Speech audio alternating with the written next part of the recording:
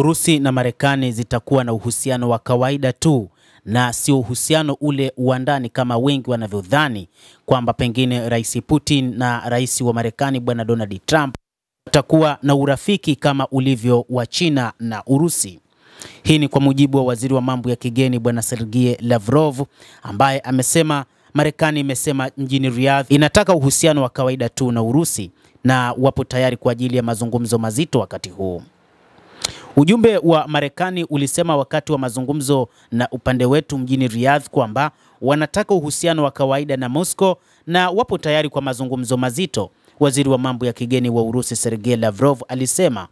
tulipokutana natumai sitafichua siri yoyote huko Riyadh na waziri wa mambo ya nje wa Marekani Marco Rubio na mshauri wa usalama wa kitaifa Mike Waltz, lakini mjumbe maalum wa Mashariki ya Kati Steve Witkoff, lakini walisema, angalia, tunataka uhusiano wa kawaida kwa maana kwamba msingi wa sera ya nje ya Marekani chini ya utawala wa Donald Trump ni maslahi ya kitaifa ya Marekani tu, alisema waziri huyo wa mambo ya kigeni Bwana Sergei Lavrov. Kulingana na Lavrov, wakati huo wa Marekani wanaelewa kuwa nchi nyingine pia zina maslahi yao ya kitaifa, na pamoja na nchi hizo ambazo zina maslahi yao ya kitaifa na hazichezi katika mikono ya maslahi ya mtu mwingine, sisi tuko tayari kuwa na majadiliano mazito, Lavrov alisema. Hata hivyo, wasomi nchini Urusi wamemuonya rais wa taifa hilo Bwana Vladimir Putin kwamba asikubaliane na uhusiano wa moja kwa moja na rais wa Marekani Bwana Donald Trump kwa sababu Marekani imekuwa na ujanja na kwamba wanaweza wakaitumbukiza nchi kama nyakati za Mikhail Gorbachev ambaye amekuja kusababisha kuvunjika kabisa kwa Umoja wa Usovieti.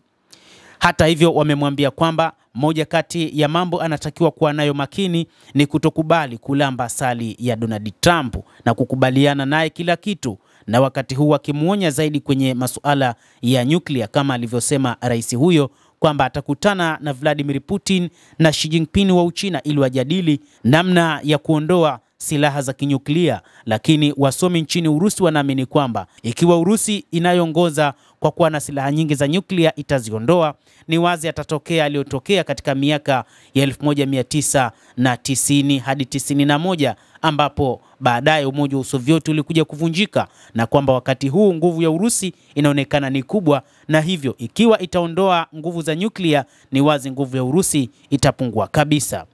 Hata hivyo, Donald Trump wakati huu yuko tayari katika kipindi cha urais wake kuwa na mahusiano na Urusi, anasema pia waziri wa mambo ya kigeni Bwana Sergei Lavrov akiwaambia wanablog wa Marekani. Anasema kwamba urais wa kwanza alikiri mwenyewe Trump ulikuwa na mshangao kwake na hakuwa tayari kujitayarisha, lakini sasa yuko tayari kuwa na uhusiano na Urusi, uhusiano wa wazi kabisa, lakini uhusiano wa kawaida kama ambavyo tulizungumza na wenzetu huko Riyadh, Saudi Arabia.